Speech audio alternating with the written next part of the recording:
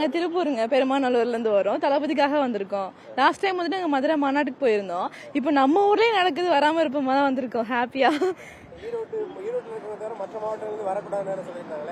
நாங்க வருவோம், சேஃபா வந்துட்டு போவோம்.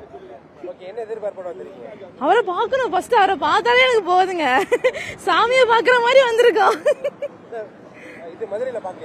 பார்த்தோம், ஆனா ரொம்ப கிரௌடுங்க. இருந்தாலும் நம்ம ஊர்ல நடக்கும்போது தனி ஒரு கூஸ் பம்ப் தானே, நம்ம ஊர்ல நடக்குது அப்படின்னு. அவர் வந்தாலே நல்லா செய்வாருங்க, வந்தா மட்டும் போதும்.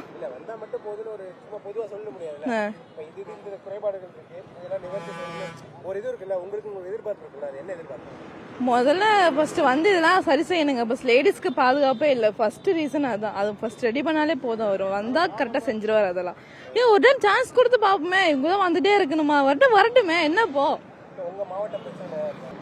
என்ன சொல்றேன்னா, இந்த குப்பை பிரச்சனை ரொம்ப போயிட்டு இருக்குங்க. இந்த குப்பை கொட்டுறது, இந்த லேடிஸ்க்கு பாதுகாப்பு இல்லாம இருக்கிறது, திருட்டு ரொம்ப இது.